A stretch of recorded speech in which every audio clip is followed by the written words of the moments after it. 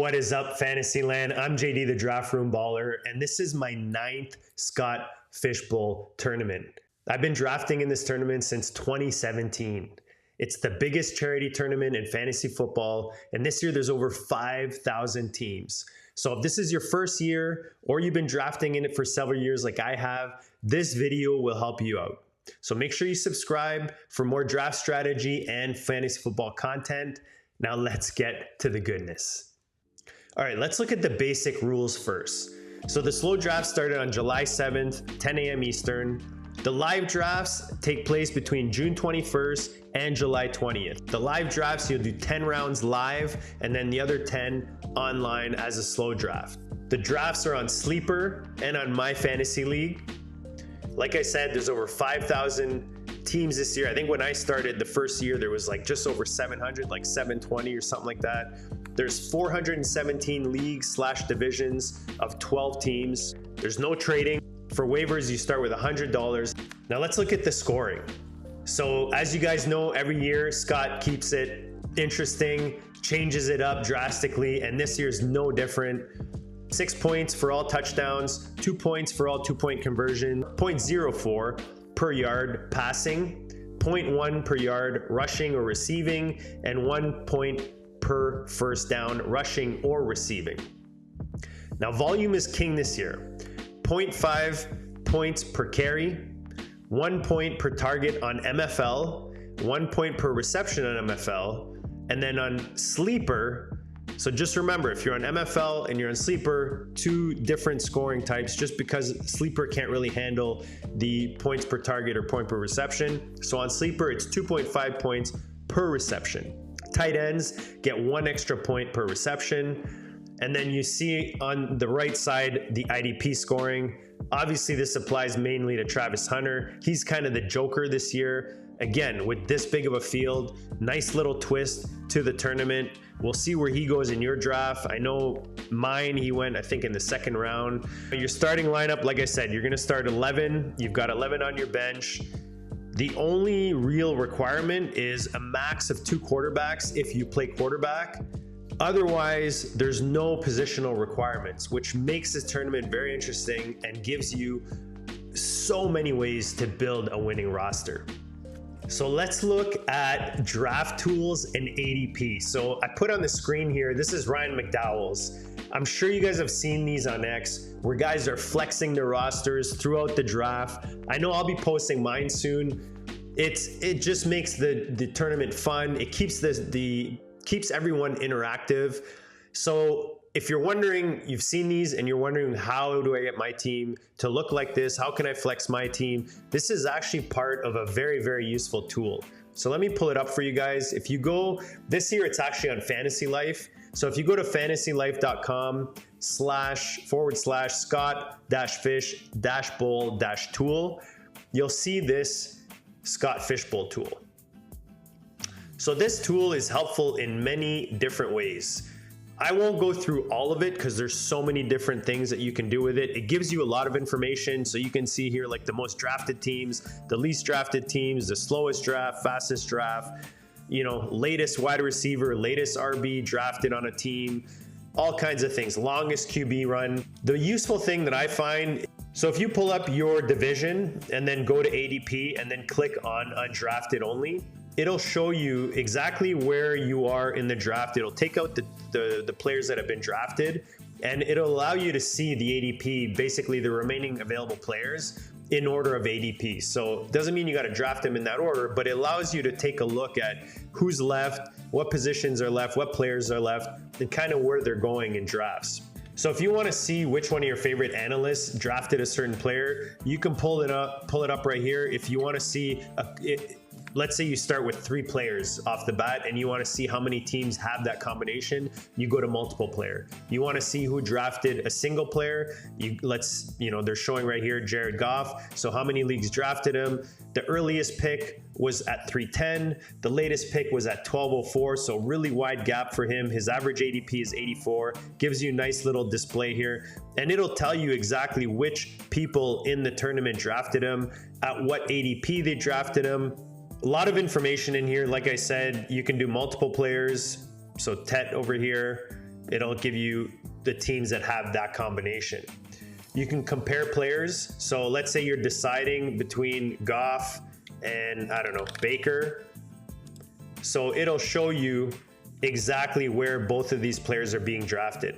So you've got their average ADP.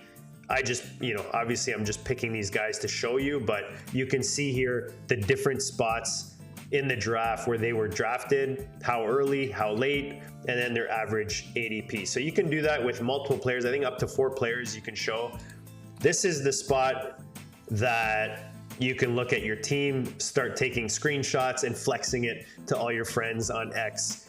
And don't forget to hashtag SFB15.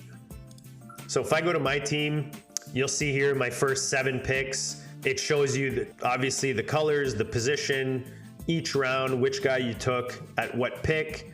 You can take a screenshot, drop that on the X machine, and then show everybody what your roster looks like so far. I would strongly recommend, if you're not already using this tool, to go in and play around with it. There's a lot of other things on here that can help you guys during the draft, help you guys decide between different players, see what other people are doing with their builds. Just an all-around great tool for the tournament. So make sure you're using it. Again, it's at fantasylife.com. And then our friends over at Going for Two, they actually put together an ADP. This came out before the tournament started, and it was an ADP based on mock drafts that were done in their Discord with the Scott Fishbowl settings, scoring, 167 drafts. So it's not a small sample size, so it should give you a pretty good idea.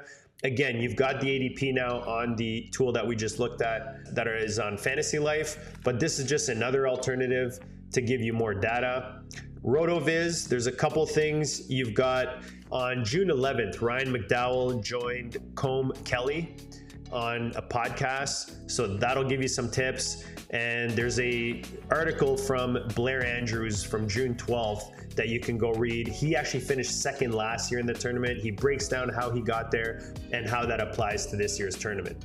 Now, if we go on YouTube, you can search Scott Fishbowl 15. You'll find a ton of mock drafts, analysts that have done mock drafts and have obviously talk through the mock draft, so you can get some tips on which players they like for this tournament, which players they don't. But if you scroll down or if you look it up, one important thing is to go check out the SFB Podathon. This is a 24-hour podathon done and hosted by Sal Lido, friend of mine, friend of the show, friend of the channel, and the Fantasy Cares team. So make sure you check it out. They had a ton of guests on, gave a lot of tips, talk about, different aspects of the tournament. They've got Scott Fish on there showing up regularly. So make sure you check that out. Show your support, drop a like on their videos. So another site that's helpful while you're drafting is, of course, playerprofiler.com. They've got the player profiles, which you get all your stats on. And they actually put together rankings for the Scott Fishbowl tournament. You've got it by position. I've got quarterbacks here. You've got projected points. They've even created tiers for you if you're a tier-based drafter, which is always helpful in these big tournaments. If you're not already a member or you don't already have the all-in package on playerprofiler.com, make sure you use the code BALLER and you'll get $25 off the subscription for the all-in package, and you get everything with that. Access to everything on the site, all the data, all the articles, all the tools. It's a must if you're doing any kind of drafts, playing any kind of fantasy football. So make sure you use that. You'll see the code and the information in the description of this show.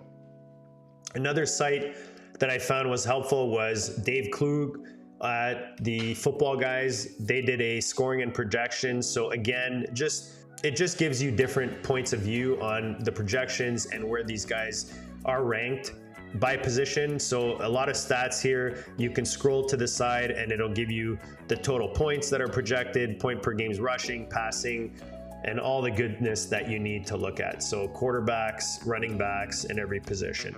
Another site that I found helpful was on Fantasy Alarm. Andrew Cooper put together a great article, and he's talking about each position individually, how he's going to approach it, and then some of his favorite targets at each position.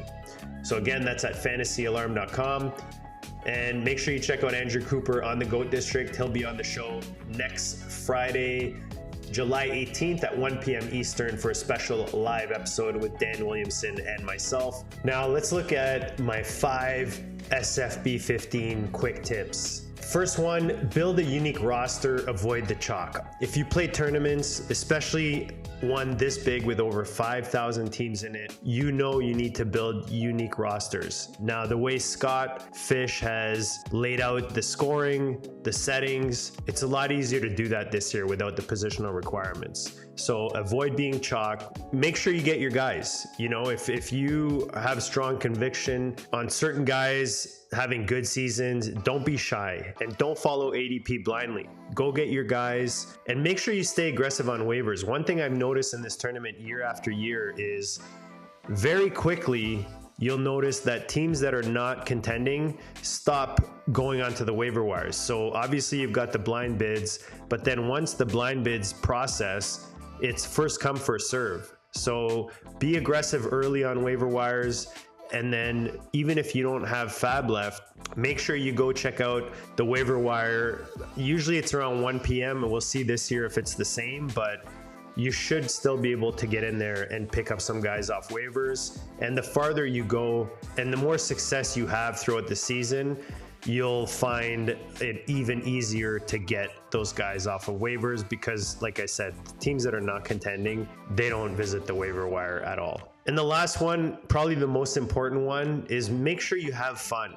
You know, Scott Fish Bowl is all about the charity. The whole point of this is to get the community together and raise money for a really, really good cause. Now, I want to thank you guys for taking the time to watch this video. Hopefully you got something out of this. Hopefully there's a tool or a site or some kind of resource that maybe you weren't aware of that'll help you out throughout your draft.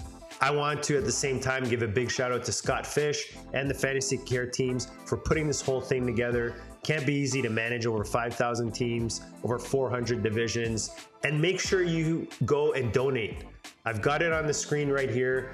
Go to fantasycares.org and make sure you donate. It could be $5, it could be $10, $50, whatever you can afford to donate. It will help. It goes to a great cause, and that's what this whole thing is about.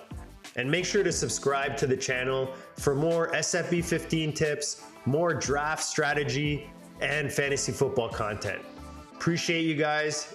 Good luck in the tournament, and we'll check you all later.